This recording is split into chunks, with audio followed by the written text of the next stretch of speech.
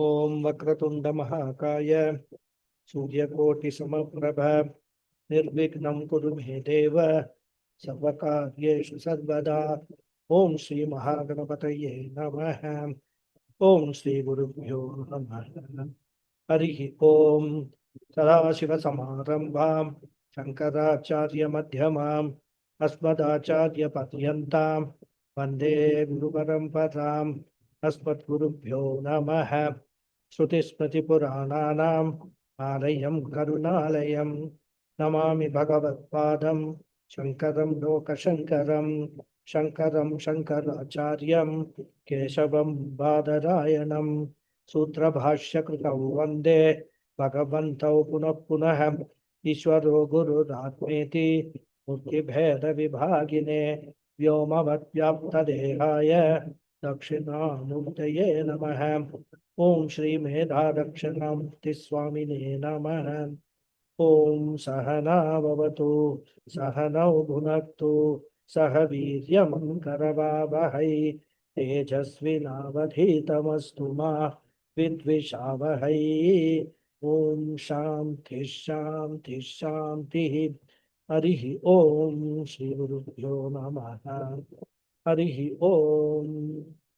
Om Pathaya Pratibodhitam Bhagavata Narayanena Swayam Yasena Gratitam Puranamnina Madhye Mahabharatam Advaitamritavarshiniam Bhagavatim Ashtadashaധ്യായിനീം Ambattvāmanusandhadhāmi Bhagavati Gītevavadveshīnīം Yam Brahma Varunendra Rudramarutah Stunnanti Divyaistavaihi Vedai Sankhapadakramopaniषदैः Gayanti Yam Samagaha Dhyanavastitadadgateന Manasa Pashyanti Yam Yoginah Yasyantanna Vidusura Suraganah Devaya Tasmai Namaha.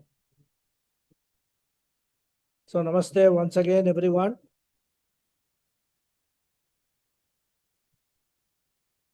So we are Namaste Guruji. Namaste. 26th sloka. So ready to chant? Yes, Guruji. Okay. Yes, Guruji. Patram pushpam phalam Patram pushpam phalam toyam yo me bhaktya prayachyate yo me bhaktya prayachyati tadaham bhakti upahritam tadaham bhakti upahritam ashnami prayatatmanah.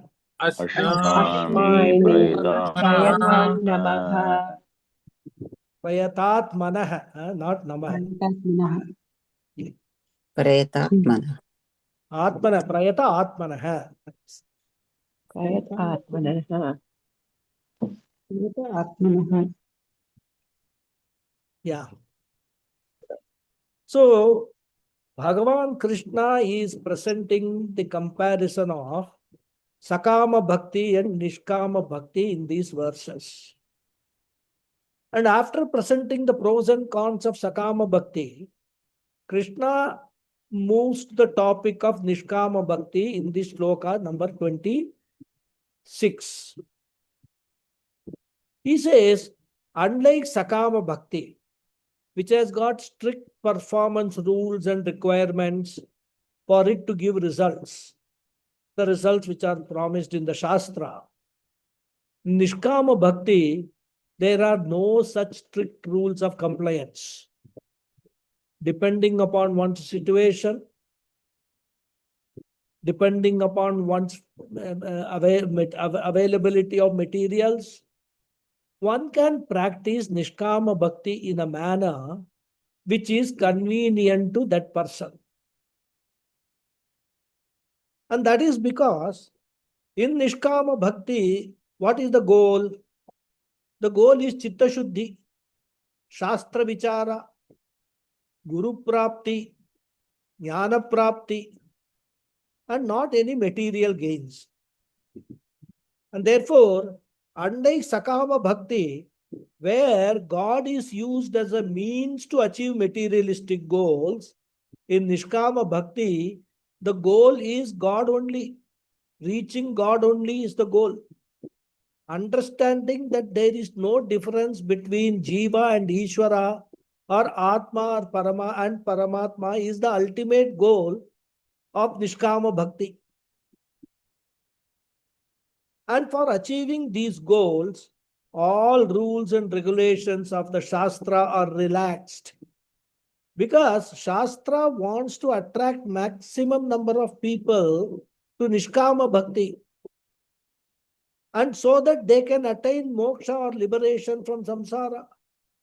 Shastra wants to give a very fair opportunity to all the jivas, those who have got the unique opportunity of getting a human birth. So Shastra says, you please utilize this human birth for moksha. Don't waste your time. So therefore, the intentions of the Shastra are noble. But what happens? Most people are ignorant of these noble intentions. When the infinite is available so easily, they run behind the finite things. And as Krishna said in the 24th shloka, they fall into the vicious samsara cycle. Therefore, when God is the means in Sakama Bhakti, your love for God is a fake love. Of course, fake is a strong word, but we can use it as Swami Paramathananda has used that word. Superficial. Superficial love, that's probably a better way. But Nishkama Bhakti is doing puja for the sake of the Lord. And therefore, in this shloka in 26, Krishna says, the Nishkama Bhakta's love for me is real love. And therefore, I receive that love. So, Bhakti Upahritam Aham Ashnami. And therefore, Patram Pushpam Phalam Toyam, flower, water, leaves, whatever you are offering, that becomes only an expression of your love. And what you are offering through that is only love. And I know that once you have got that love for me, you will offer the best, which you think, which you can afford, is the best for me, you will offer. Like we have a story, of Lord Muruga and that saintess, now what's her name? I'm forgetting the name. Ganesha for the No. fruit. That old lady, Avvayar. See, Avvayar, and this is a story. Avvayar was a Muruga Bhakta. Not only Muruga, she was a very, in Tamil literature, she was a great poet. So after singing Muruga's praise and all that, once Muruga appeared before her. Then she wanted to offer something to him. So she asked Muruga whether you like, in Tamil, it's a very beautiful saying, Chutta padam pidikima, chudada padam pidikima. Means what? Do you look like cooked fruit or uncooked fruit? So Muruga said, I like cooked fruit only. He didn't first understand what she is meaning. So cooked fruit means, how do you know a fruit is cooked? It is not raw. You taste it, right? If it is sweet, it is actually ripe. Cooked means ripe. In the context of fruit, it is ripe. And if it is, little bitter or something, we'll say, oh, this is raw. We can see this, mango, or even you take this guava, all those things, Orange also, if it is not ripe, it will be sour. So she asked this question, do you like cooked fruit or uncooked fruit, or that means ripe fruit or unripe fruit? So Krishna said, Muruga said, I like the ripe fruit. So there were a lot of this jamun there. What is jamun called in English? I don't know what is the name for jamun. I hope all of you know what is jamun. Huh? Okay, some fruit, some berry, some kind of berry came. So what she did, she actually took that up, each one, tasted it, bit that and tasted it, whether it is sweet or not, and then offered it to Muruga. And Muruga accepted it. That is one story of how Nishkama Bhakti, expression of love by whatever you are offering. And of course, we have other stories also. Shabri. Sorry? Shabri. Ram and Shabri. Ramar and Shabari stories there. Yeah. Nishkama Bhakti, same almost rather in Ramayana it comes. Therefore, sorry? Kannapar story. It will come now. I will tell you Kannapar story. What you offer is not important. With what attitude you offer is very important. And as Vedanta students, all these things are all learnings for us. Even when we are doing some puja and things like that and all, as long as your aim is not, or your goal is not some materialistic benefit out of that, you can be relaxed. Something is not available, doesn't matter. Therefore, Krishna says, I do not bother the medium you use for love, because the medium only represents your pure love. Through the medium, you are giving me the pure love. Therefore, I accept that.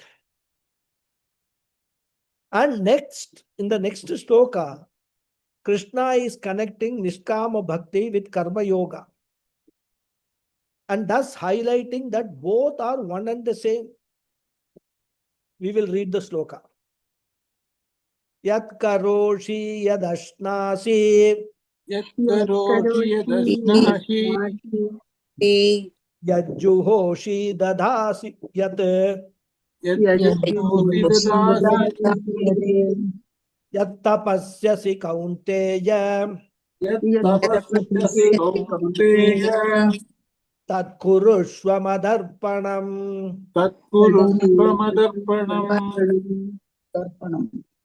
Hey Kaunteya, I am giving you the Anvaya. Hey Kaunteya, very simple Anvaya.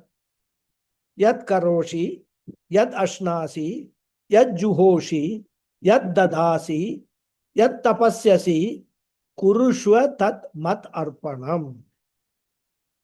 Hey Kaunteya, O Arjuna, yat karoshi, whatever you do, yat ashnasi, whatever you eat, yat juhoshi, whatever you offer as oblations, yat dadasi, whatever you give in charity, yat tapasyasi, whatever austerity you undertake, kurushva tat, dedicate that, mat arpanam, as an offering to me.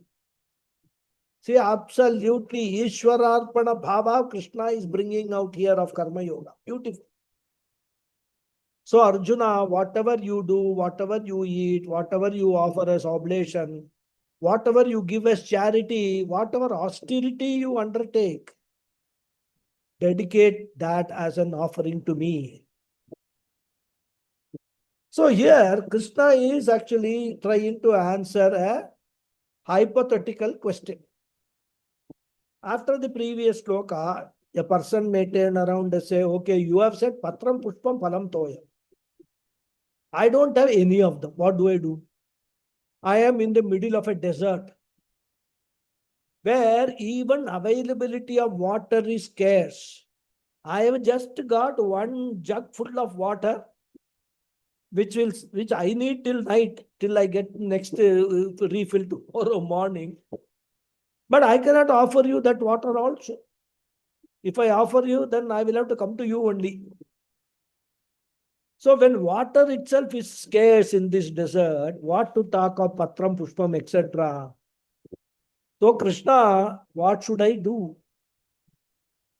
So Krishna says, even if you do not have any special thing for offering to me, it does not matter.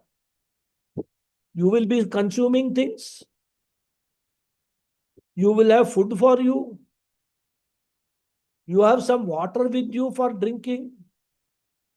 And obviously, you will be doing some work also. Therefore, whatever you are associated with, may you offer that to me as arpanam. Therefore, he says, yat karoshi. Any karma that you do, any laukika karma, vaidika karma that you do, japa you do, working in office, do it as an offering to me.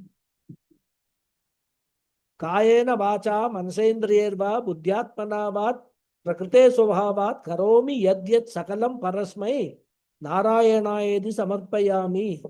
Before leaving the office every day, I know that you do this. You chant this mantra and offer some water and flower, etc. after every puja. When you are leaving the office, chant this mantra.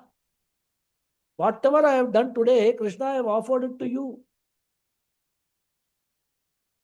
So any work, the most mundane work that you do, you dedicate to the Lord and it can function as a puja. And therefore he says, offer every action to me, wherever you are, whatever you do, offer every one of your actions to me. Yat karoshi madatpanam. Let all your actions be with Ishwararpana bhava. Let it be with the karma yoga attitude.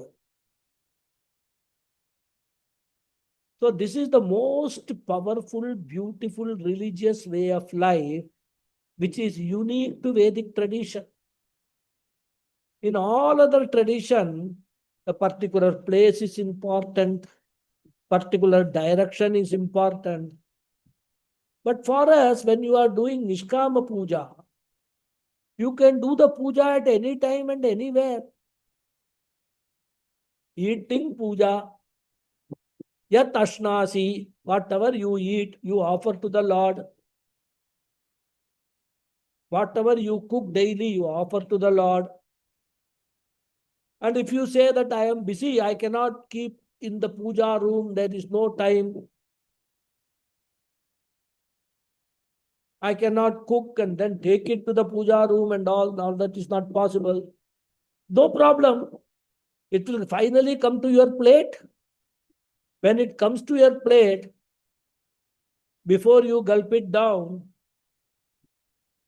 close your eyes for a moment. Visualize that the Lord is Aham Vaishwanaro Bhutva Praninam Deham Ashritah. Visualize that Lord as the Agni, Jataragni in your stomach. And offer that food to the Lord inside the stomach. We discussed this earlier also.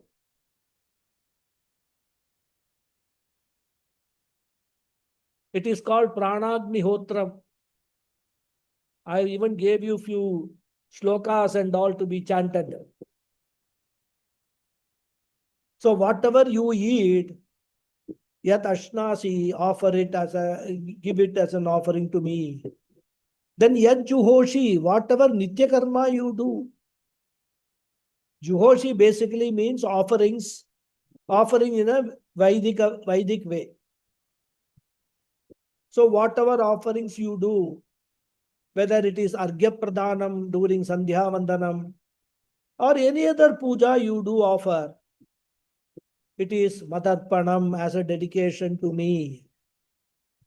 Because many times in many pujas and all we do like Ganesha Chaturthi, Motakam has to be there, we have to break one coconut, we have to offer, fruits. then some payasam, all these things, Of course, ladies prepare. It is nice to have all those things. But suppose you are a bachelor. You want to do the puja. You have no wherewithal to prepare all these modagam and all that. What do? Buy some little fruits. Offer the fruits. That's all. Whatever you offer, I will accept it, Krishna says. And yet dadasi, whatever charity you offer, earthquake relief fund you are offering, you can convert that into puja.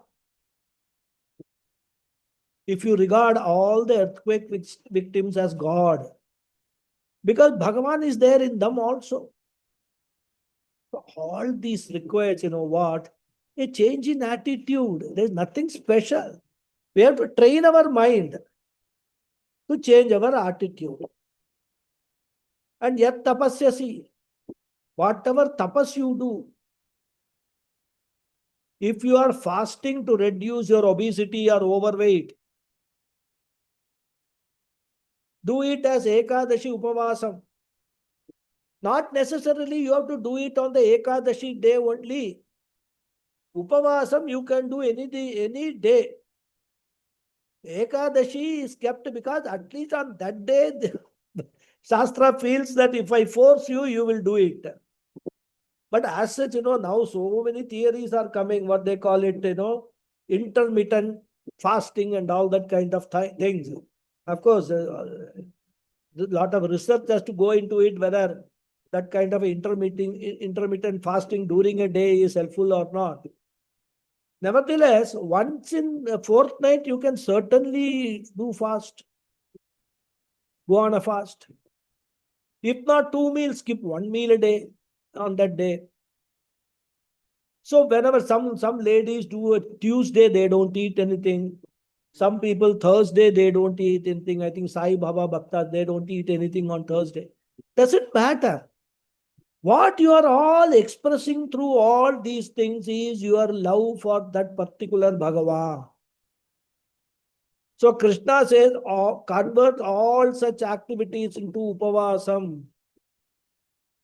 Yat tapasyasi kaunteya. But in all these things, what is important? The attitude. Kurushva tat mat arpanam. Kurushva. Dedicate it to me. Which is not a physical job. It is only an attitudinal change. And this is called Nishkama Bhakti, which will lead you to liberation, moksha. Not directly, as we have discussed so many times.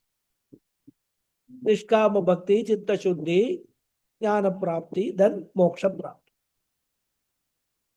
In fact, now I'm coming to that Mahabharata story, there is one more story of Vidura in Mahabharata. Krishna visits Vidura. Vidura is, ecstatic that Krishna has come to my house. He wants to offer something to Krishna. Because Vidura's bhakti for Krishna is very well known. So totally engrossed in the bhakti towards Krishna, he is offering bananas to Krishna. What he is doing is, he is taking a banana, removing the peel, and giving the peel to Krishna, and the banana is throwing away. That is his, the kind of engrossed, mind is engrossed in Krishna's bhakti.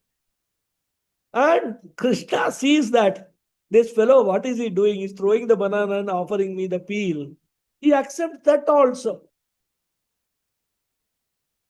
In fact, Adi Shankara composes a beautiful shloka in Shivananda Lahari.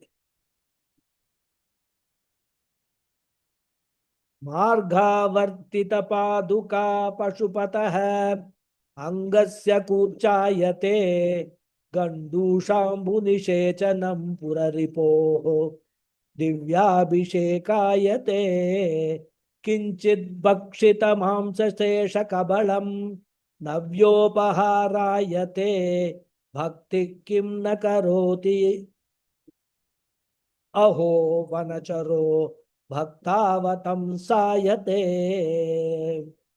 This is the story of Kannappa. So it says height of Nishkama Bhakti. Kannappa Nayanar is one of these revered 63 Nayanmars. He was skilled in hunting and martial arts, but was not learned in religious scriptures, formal rituals, etc. In one of his hunting trips, he discovered a sacred Shivalinga. And of course, he was a bhakta. Because he did not know the religious scriptures, etc., does not mean he didn't have bhakti. He had very highest bhakti rather. So when he saw the Shivalingam, he immediately wanted to worship it with the best offerings he had. And he looked around. He says, first of all, I have to clean this Shivalingam, do Abhishekam. Looked around, there was no pot. He had some water he was carrying in a flask. So what he did, he took a mouthful of water and used his mouth as a Abhisheka Patram. And that mouthful of water, he spat it out on this Shivalingam to clean it. And then he had to offer something, something to eat.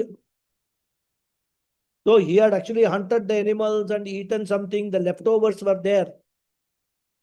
So whatever leftover meat was there, he offered to the lingam. Then suddenly Kannappa noticed that one of Lingam's eyes was bleeding. Without a second thought, he plucked out his own eye with an arrow, placed it over the bleeding eye of the lingam to stop the flow of blood. And to his shock, the other eye of the lingam also started bleeding.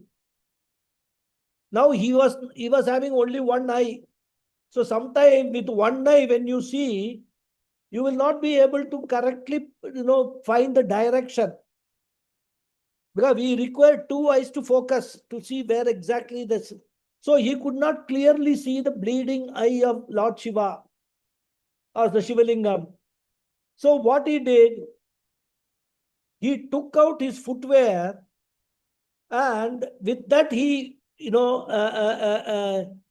marked that place where it was bleeding so that he can offer it there. And he was preparing to sacrifice his other eye also. And Lord Shiva, the story goes, was overwhelmed by the unparalleled devotion and self-sacrifice of Kannappa. Then Shiva appeared before Kannappa, stopped him from further sacrifice, and restored his divine sight. And he declared Kannappa as one of his greatest devotees and granted him liberation, moksha. So this is a classic story illustrating pure selfless devotion that transcends rituals and intellect. It highlights that the divine only requires the heartfelt emotions, bhavana, sincerity of the devotee. And this is what Nishkama Bhakti is all about. And that is what Shankaracharya is presenting in this sloka. He says, Gandu Shambu Nishechanam. Gandusham means mouth. Another name for mouth is Gandusha. Normally, spitting on the deity is supposed to be Ashaucham. Hearing this story, we should not start doing, okay, I will also show my Niskama Bhakti by spitting on the lingam and all. That is not the meaning. We just have to understand the message behind. That's all. Then he said, Kinchit bhakshita mamsa shesha kabalam navyopaharayate. Shesha kabalam, whatever remains of what he has eaten, he uses for navyopaharayate, greatest offering. Bhakti kimna karoti aho vanacharo Anacharo means hunter. Bhaktivan vamsayate. Bhakti vamsayate means he became a gem of a bhakti. So we have got so many stories. If you go through the Puranas and all these, Mahabharata, Itihasa, different stories we will come across. All these stories indicate only such Nishkama Bhakti. And therefore Krishna says, Bhaktya Prayachati. And not only Nishkama Bhakti is expressed in the form of specific puja, Nishkama Bhakti is expressed in the very form of a very different lifestyle itself. It is not a mere patram pushpam phalam doyam samarpanam in the morning and evening. Nishkama Bhakti transforms the very way of life. And how does it transform? Every action becomes an offering at the feet of Lord. And when it is offered at the feet of Lord, what is the feet of Lord? The entire creation consisting of the laws of creation. So when I say I am offering it at the feet of Lord, what I am saying is my action is offered into the creation, which has the network of the law of creation. The laws alone are the feet of the Lord. Because a human being stands erect because of the feet. The whole laws, cosmic laws also stand erect because of those laws only. The whole cosmos, the entire prapancha functions the way it does because of the laws of cosmic laws only. So those are the feet of the Lord. And when I do karmas, they get converted into karma phalam. And that karma phalam is handed over to me by the creation. And since the creation is Bhagavan's feet, karma phalam becomes Ishvara prasada. And I accept that karma phalam with a prasada bhavana. And therefore, firstly, I am careful about what karmas I perform, because they have to be dharmic and pure, because they are being offered to Ishvara. When we invite somebody to our house, we don't offer them stale food and all that, isn't it?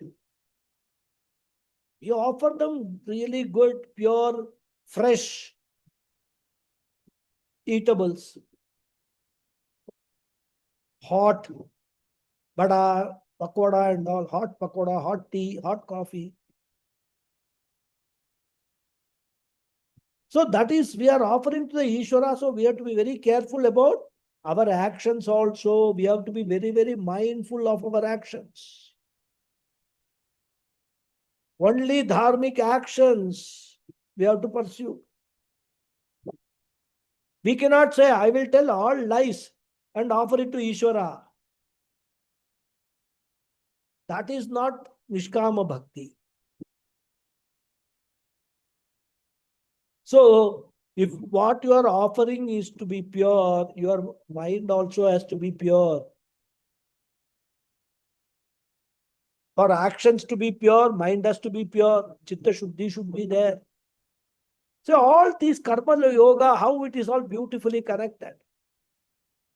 And once I have made that offering, whatever Bhagavan chooses to give me, I wholeheartedly accept the karma phalam, treating it as Ishvara prasada. That is the change, the transformation I bring in my attitude, in my lifestyle. And therefore what? I have no anxiety about the future. So for a Nishkama Bhakta, there cannot be a concern. There cannot be any anxiety. Because anxiety comes when I am particular about only a specific type of future. Only this type of future should come to me. I will not accept any other type of future. So when there is a resistance with regard to a particular possibility in future, there is concern, anxiety, worry, depression, everything. For a Nishkama Bhakta, whatever comes is welcome. And therefore Krishna says, whatever you do, whatever you eat, whatever you offer as oblation, whatever you give in charity, whatever austerity you undertake, dedicate that as an offering to me. And not only that, what Krishna is telling here is not a new idea. We have already discussed about it in the second and third chapters. Therefore, all that Krishna is doing in this sloka is, he is reminding us of those slokas. In the second chapter, he said, Yogastha kuru karmani sangam tyaktva dhananjaya. Then in the third chapter, the chapter which is named Karma Yoga itself, what did he say? Mayi sarvani karmani sanyasya adhyatma chetasa nirashir nirmamo bhutva yudhyasva vigatajvara. So he has already spoken about these earlier. Now he is only sort of, again bringing it to our attention in the context of Nishkama Bhakti. So if we correct, we say, what is Nishkama Bhakti? Whatever Krishna has already taught. Sangam tyaktva dhananjaya, without any attachment. So therefore, Karma Yoga is Ishwararpana Bhavana and Prasada Bhavana. Here Krishna says Nishkama Bhakti involves Ishwararpana Bhavana and Prasada Bhavana. So if we read all of this together, what is our conclusion? Karma Yoga is identical with Nishkama Bhakti. Karma Yoga and Nishkama Bhakti are synonymous. Then if you ask why these two different names, we will say from the standpoint of action, it is called Karma Yoga. From the standpoint of attitude, it is called Nishkama Bhakti. Sadhana drishtiya Karma Yoga hai, bhavana drishtiya Nishkama Bhakti Yoga hai. And therefore Krishna says, Tat kurushva madarpanam ishwararpanam kurushva. Krishna continues. 28th sloka. Ready? Yes. Shubha Shubha Phalairevam Shubha Shubha-shubha-phalairevam Mokshase Karma Bandhanaihe mokshase कर्म बन्धनैः bandhanaihi Sanyasa Yoga Yuktatma संन्यासयोगयुक्तात्मा sannyasa-yoga-yuktama Vimukto Mamupaisyase. विमुक्तो मामुपैष्यसि paishpati. So the Anvaya of this sloka is Evam Mokshase Karma Bandhanaihi Shubha Ashubha Phalaihi Sanyasa Yoga Yukta Atma Vimuktaha Upayeshyasi Mam.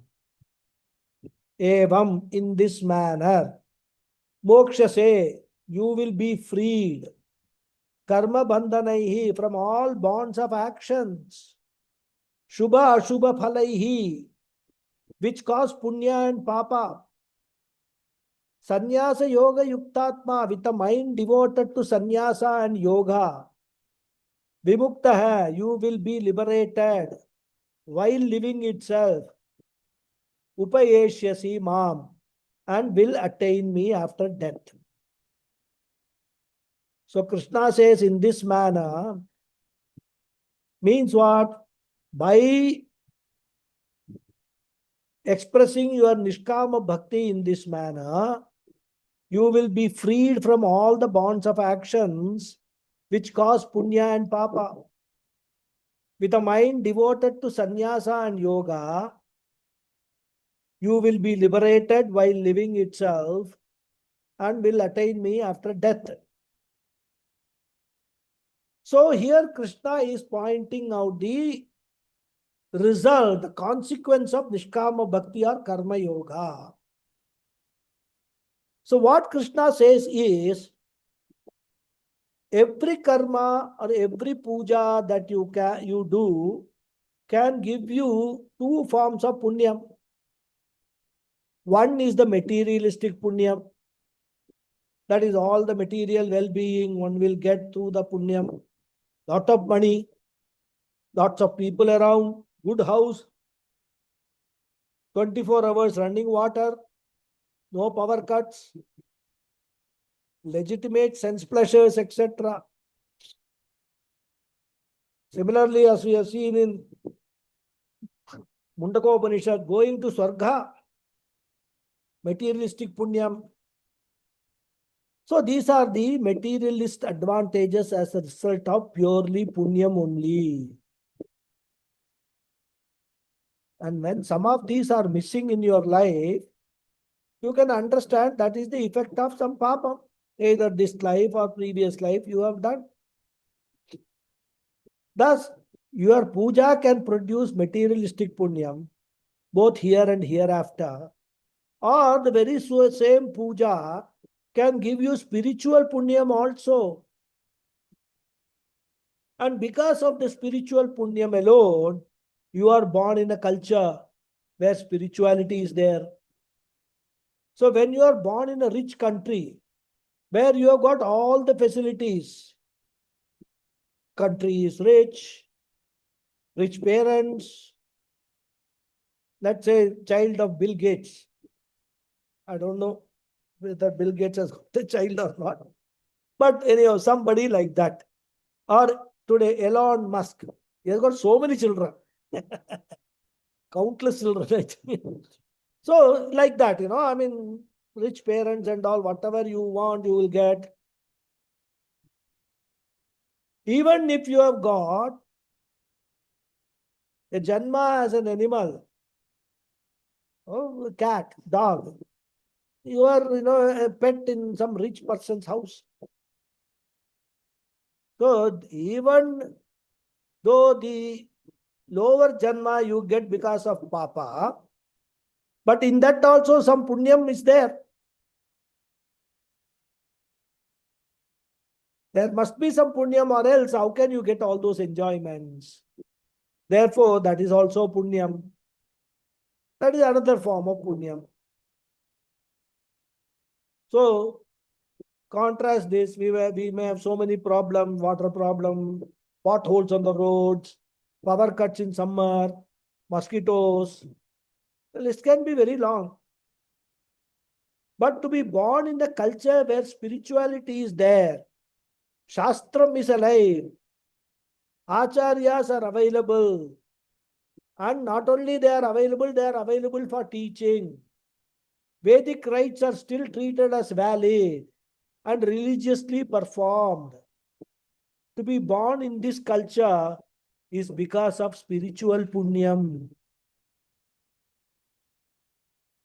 Many people think we are born here with all these problems because of we have got papam. That may be true so far as materialistic punyam is concerned. But we have also earned sufficient spiritual punyam, and because of that alone, we get spiritually oriented parents, spiritually oriented society, getting an opportunity to study the Shastram. Here also the list is endless. It is the greatest punya because right from childhood we get those samskaras. Whereas the other children who are not born here, to come to spirituality is like swimming against the current. Because the parents are too materialistic. So that is spiritual punya. And we saw in Viveka Chudamani, Durlabam Trayametat Trayameva Tat Devanugraha Hetukam Manushyatvam mumukshutvam mahapurusha samshrayah. So to be born a human being because of punyam, to get a desire for moksha is spiritual punyam, to get association with a guru is spiritual punyam. Thus, puja can give you any one of these two punyams, but you cannot ask for both. You cannot say, I want both. I want all the materialistic comforts also and spiritual progress also. You can't have both. That is why Vairagyam plays a very important part. So what a Nishkama Bhakta does, he converts all his puja into spiritual punyam. And therefore he renounces material punyam. He is not interested in material punyam. And of course, he is free from material papam also. And therefore, a Nishkama Bhakta transcends both punyam and papam. And therefore, Krishna says, Shubha Ashubha Phalairevam Mokshase. So, Arjuna, you will be freed from Shubha Phalam, Punya Phalam. And here we have to understand Punyam means material Punya. And from Ashubha Papaihi, from Papam also you will be freed. Why he will not get Papam? We have seen that when it is Nishkama Bhakti, even when the rules are violated, he will not get Papam. Very big advantage of Nishkama Bhakti. If we are doing Nishkama Bhaktya Vishnu Sahasrama Parayanam, even if there are pronunciation mistakes, Bhagavan, while listening to them, will correct it himself. But Sakama Bhaktya you are doing, every rule is important. And therefore, in Nishkama Bhakti, even violations of rules will not produce Pratyavaya Papam. Because the Nishkama Bhakta does not seek materialistic punyam also, he transcends both. Then we may wonder, transcending Papam may be good, but how can transcending punyam, how can that be good? Krishna says, Karma bandhanaihi. Both punyam and papam are bonds only. So in the beginning stage, papam is a bondage. It is said, papam is a bondage, punyam is good. That is how we start. Once we have become sufficiently mature, we say punyam is also a bondage, because punyam also keeps a person within punarapi jananam, punarapi maranam cycle. That's why in the Upanishads it is said, Tata vidhvan punya pape vidhuya.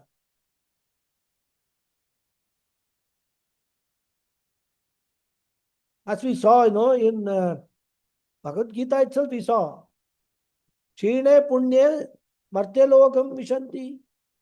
So even a great punya you have earned, go to Swarga Loka, that punyam also one day will get exhausted. Because both punya and papa are karma bandhanaihi, are bonds only, are samsara only, in the form of Shubha and Ashubha.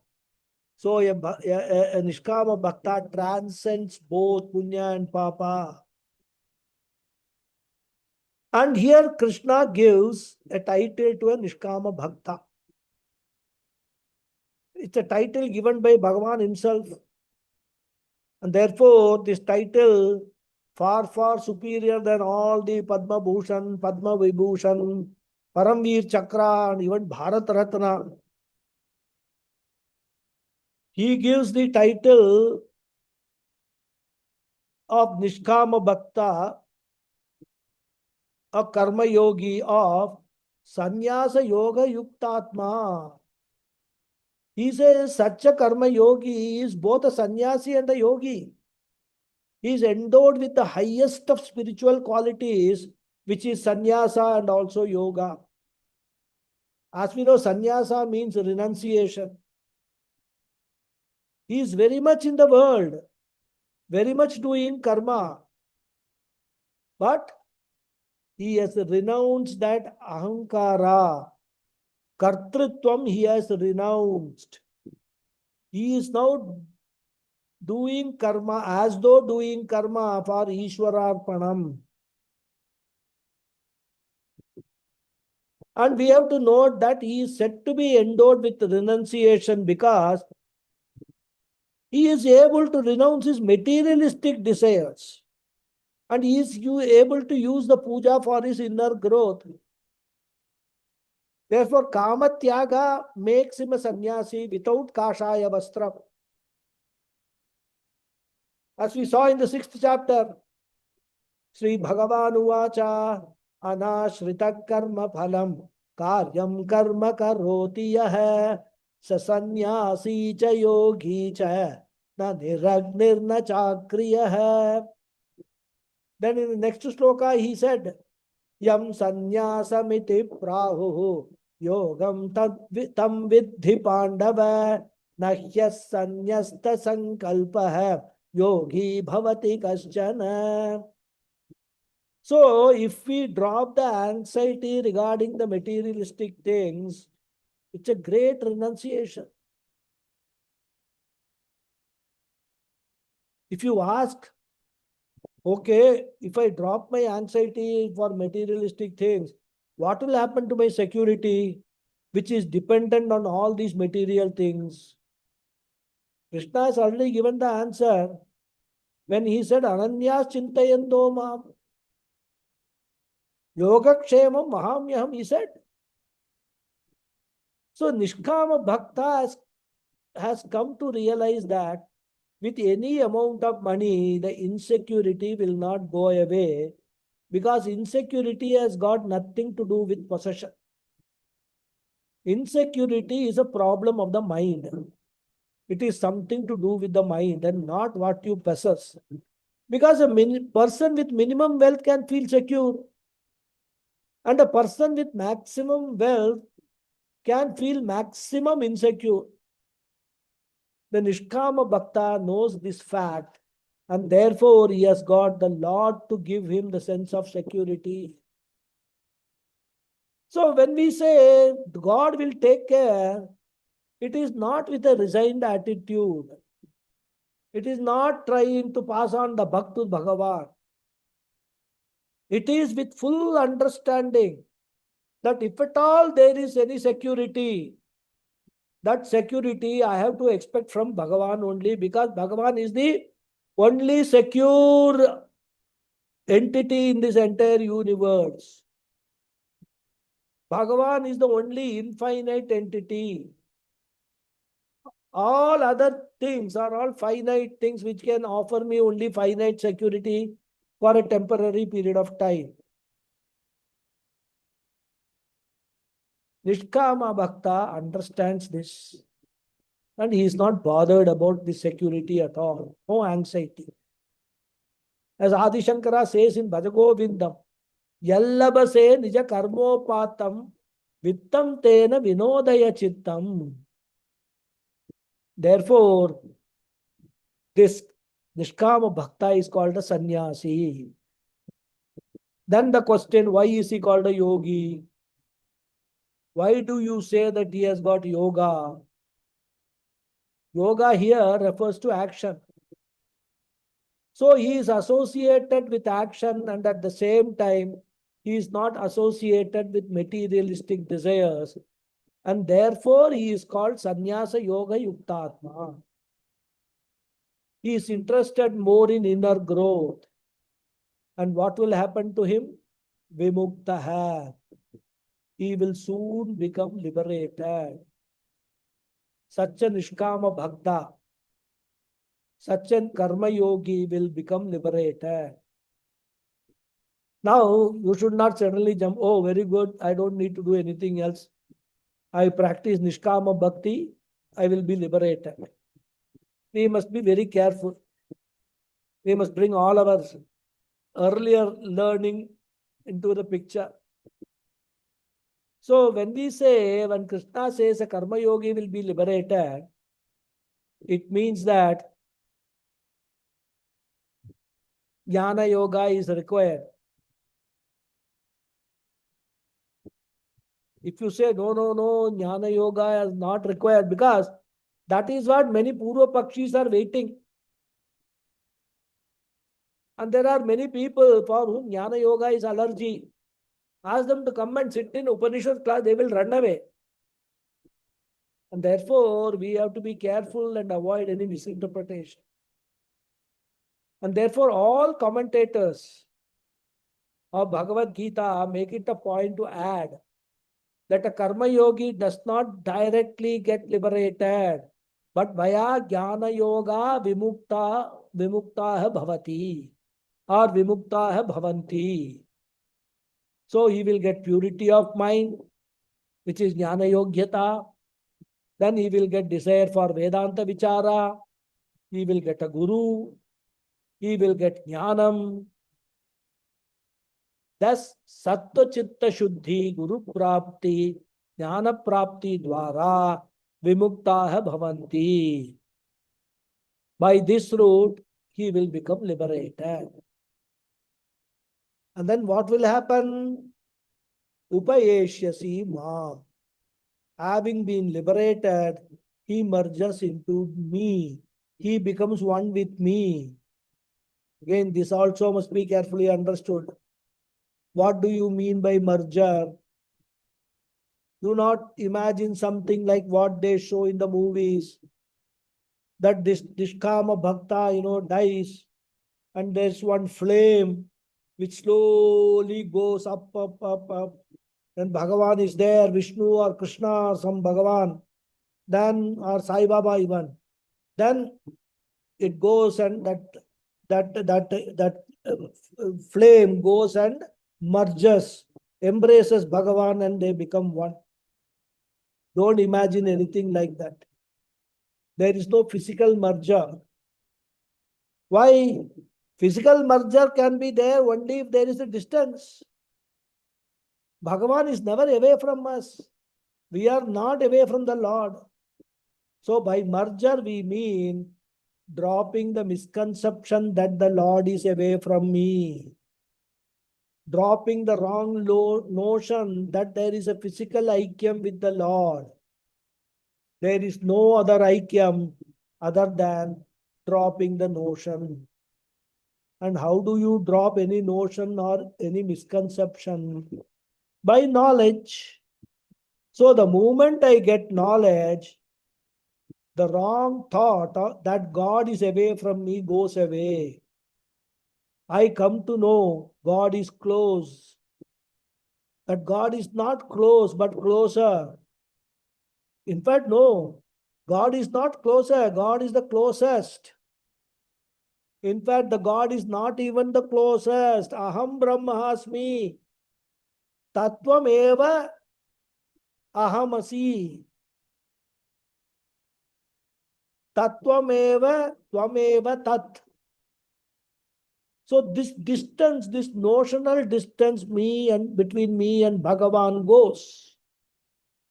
So Mamu Paishyasi, he will attain me. Very important sloka. Krishna is actually, bringing all Vedanta Sara into all this. Upanishadsu, he say, So in the next sloka, Krishna clarifies another doubt, which we have briefly discussed in the last class itself. I think we will have time to read the sloka. Then we will continue in the next class. Okay. Samoham sarva bhuteshu. Samoham sarvabhuteshu Bhuteshu Na me dveshyosti na priyah. me dveshosti na priyah Priyah Ye bhajanti tu mam bhaktya. ये ye भजन्त तु मां bhajanti mam विद्या bhaktya Ye bhajanti tu mam bhaktya. ye ये bhajanti ये mam Bhakti bhaktya Bhaktya मयि ते तेषु चाप्यहम्. Maite teshu मयि chapya. ते शास्त्रम् शास्त्रम् I'll give you the Anvaya and the meaning also. Discussion we'll do in the next class. Okay. Aham samah sarva bhuteshu asti na dveshya cha na priya me tu te ye bhajanti mam bhaktya mayi cha aham api teshu. Aham mam, I am the same. Aham samah, I am the same. Sarva bhuteshu, towards all beings. Astina dveshya, there is no one hateful. Chanapriya, nor dear, may to me. Tu, however, te those, ye bhajanti mam, who worship me, bhaktya, with devotion, mayi, are in me, cha aham api, and I am also teshu in them. Same thing what we discussed just before in the previous sloka. So he says, I am the same towards all beings. There is no one hateful to me nor dear to me. However, those who worship me with devotion are in me and I am also in them. Means what?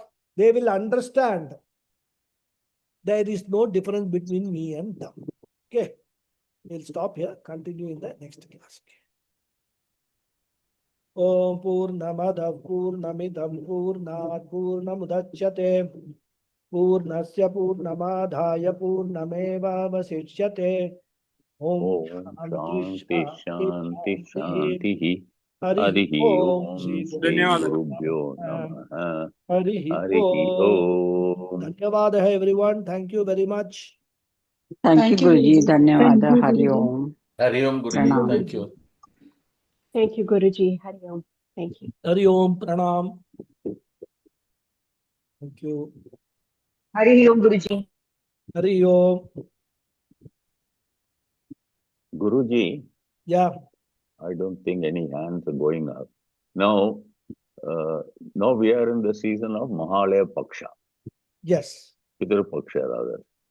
Now, as per whatever have gone through various, I can't say literature, whatever that is available on YouTube and various other things, the belief is that during this 15, 16 days period, the Pitrus are down below. They have also brought out the story of Karna and all that. Now, my question is, some of the Pitrus who have departed must have long time ago. Never must have had rebirth.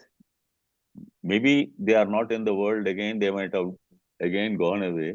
Now, in such cases, when you are performing the Tarpana for them, I'm not trying to be, what should I say, cynical or anything. I'm just saying, how can we say the Pitrus are, I mean, some of them are, No, it's a very oft asked question rather. sorry? See, very often such questions are asked rather. Why Mm-hmm. not only for Mahalaya Paksha, but even Shraddham, annual Shraddham, you do the Arpanam Yeah, for three lineages and all that. correct. So people ask this question and it's a very genuine question. I mean, these doubts, are bound to come. But there is one thing that we have to understand. Mm. First of all, to assume that the Pitrus have taken birth Okay. is a assumption, right? We have Agreed. it is not based on any fact that we know. No proof. No proof. It's only a conjecture, a possibility. Conjecture. Because of time lapse. Because of time lag. Now, the point is, whenever we are talking about another birth, Punarjanma, Correct. nobody knows. The Shastra doesn't say it will take place after so many years. There may not be a Punarjanmam in this entire Kalpa itself possible. It may be next Kalpa only Punarjanmam is there. One possibility. Or the Pitru must have done so much of Punyam, gone to Swargaloka. Those, Never take rebirth. huh? Never take rebirth. Yeah, it will take rebirth. Hmm. China Punya, rebirth Hmm. will be there. But that period Hmm. would be very long. Right? So, but what Shastra says is, we have to understand from a Vedantic point of view. Hmm. What is the message? It is a bhavana. It is an attitude. The karma Respect. doesn't mean that physically the food or what pindam or the water we are offering necessarily directly goes to the pitras. That is the belief. Hmm. But what we are doing every month, doing Amavasya Tarpanam, it is a thanksgiving for our ancestors. In Western society, they do Thanksgiving once in a year, Correct. isn't it? And they do one day holiday, Thanksgiving. All Souls Day. Huh? All Souls Day. All Souls Day, some name they will call it. Same So thing. that on one day they do Thanksgiving to everything, to government, and it's all, it's a one, what is that called? So many in one Thanksgiving. Ancestors, souls, departed souls, everybody, to the people, the society, Thanksgiving, to the government, Thanksgiving. So generally one Thanksgiving day. For us, it is not like that. We have got Thanksgiving, separate occasion for separate entities. For Pitris, we have got Thanksgiving every month, every year, and every year two types. One is you do Shraddham, annual Shraddham, then you do Malaya Paksham Shraddham, Thanksgiving. Then for your sister, Thanksgiving, or when the family, we give Kartigai function and all is there. We have got in the north, we have got this, what is that called? Rakhi, Thanksgiving. Rakshabandhan, yeah. For all the love that the sister has bestowed upon me. So Thanksgiving, I give a gift to my sister. Like that, if you actually see, we thank through the pujas. All that pujas we do, it is thanks in Navagraha puja, what it is, thanksgiving to all the planets, which are the cosmic powers. We can do it either as a puja or as a homam. So our entire, if you look at this thing, the Vedas, the scriptures, only advice is be grateful for what you are. Be thankful in your attitude to everybody, everything. Even a sarpa, you do a sarpa puja. That sarpa is contributing to your well-being in some way, not directly, but in some way, because of its existence, it represents a certain cosmic power. That is why Sarpa is associated with Shiva. Shiva's Upavitam is a Sarpa. Yes. So our culture, we have to understand our culture from a more broader perspective, what it is all about. And these are all the, what you can call the sadhanas, the modes which they have introduced in the Vedas, where everybody cannot be so spiritually and intellectually matured to understand all these things from a macro point of view, what it means, what it implies. So by doing all these things, we are slowly imbibing that thanksgiving attitude in people. Do this, do that. We must always, whenever we do a karma, that is why, even when we are chanting some Vishnu Sahasranama, understanding what we are doing is very, very important. Many people don't have even understanding. They have no, actually speaking, desire to even understand. Okay, is what are you doing? Let us do it and get it off. Why are you doing like that? There's no point in doing it like that. So all these things we must understand from a broader perspective is all nothing but being grateful. And To our ancestors. not only our ancestors is one part of it, which is relevant so far as the Shraddham, etc. is concerned. There are so many other The whole rituals. world is interconnected. Yeah. So there was a song in the old days in Tamil. மண்ணை நம்பி மண்ணை நம்பி மரம் இருக்கு மரத்தை நம்பி பூ இருக்கு உன்னை நம்பி Correct. கண்முகா. Yeah. Where the whole thing is interconnected and you are one part, one cog in the whole wheel.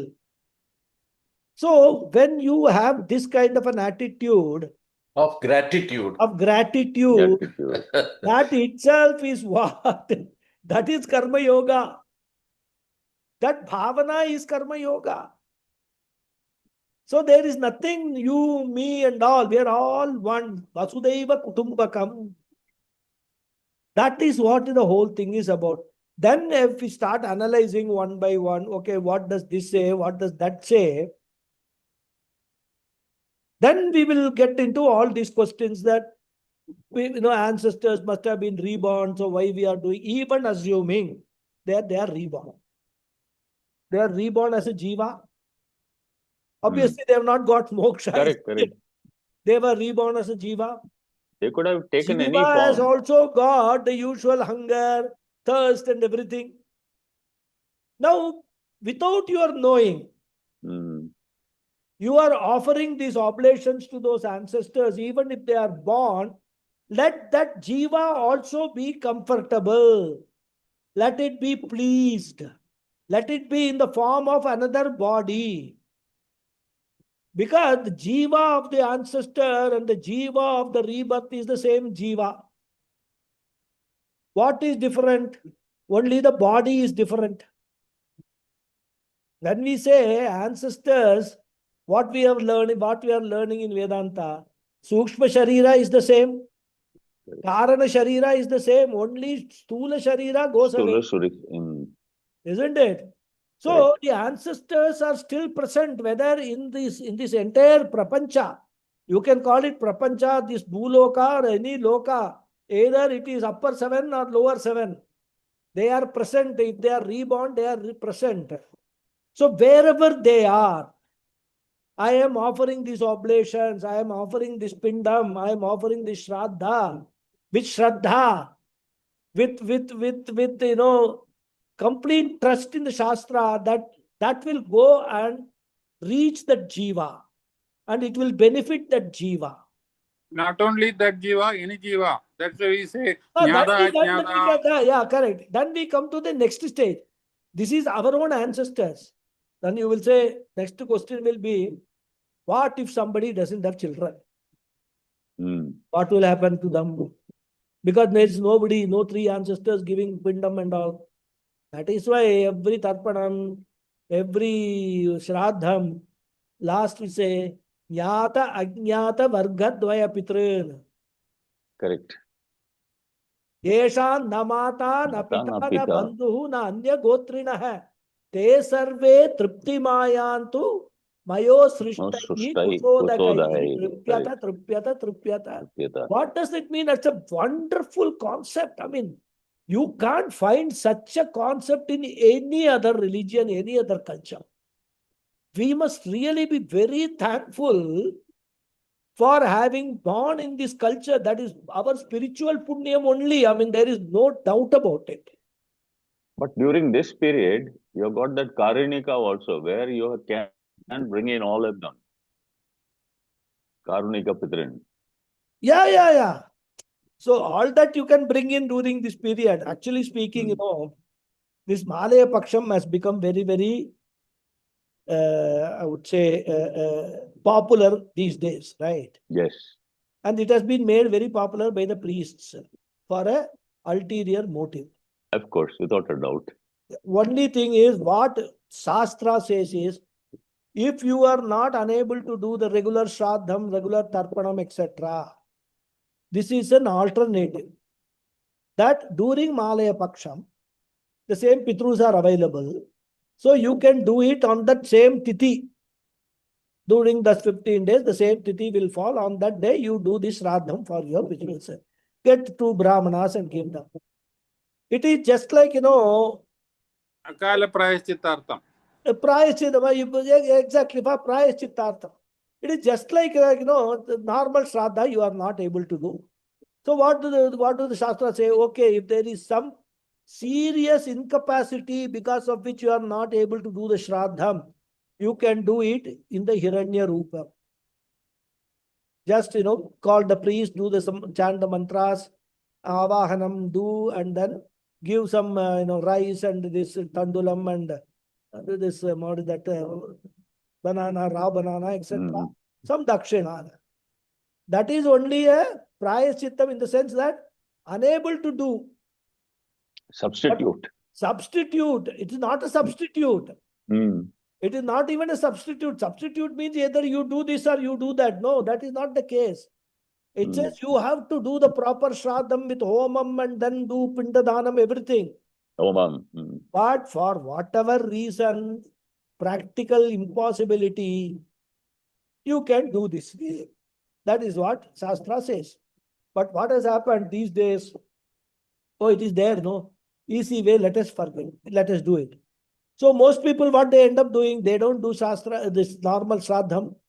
They don't do this Tarpanam. Once in a year, I will do Malaya Paksha Shraddham. That is convenient. I will do. That is what they say. There is also another misconception that once I have gone and done Yeah. Shraddha in Gaya, Gaya. Correct. is Another everything story. everything Gaya. Another story, everything Gaya. That is also another. People, all convenience. I mean, today the world Shastra practice is a matter, become matter of convenience. So I've already done. I've done Rishikesh, this Gaya, and also everything. No more Shraddham for. Why? Why you are going to Gaya? Is everything ready? That's also one of the going to Gaya. One of the in fact, it is just like celebrating the birthday of the person. Every day, the person is important. You are feeding him. On a birthday of that person, you celebrate. Get more people in and invite and have a big sumptuous dinner and things like that.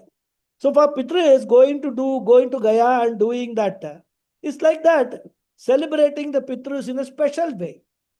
That does not mean that the other day, because it's a birthday celebrated, you have to starve on the other day. No, that doesn't mean that. So all those misconceptions are there, and I call it, today Shastra practice has become a matter of convenience, and everybody conveniently interprets it the way they want.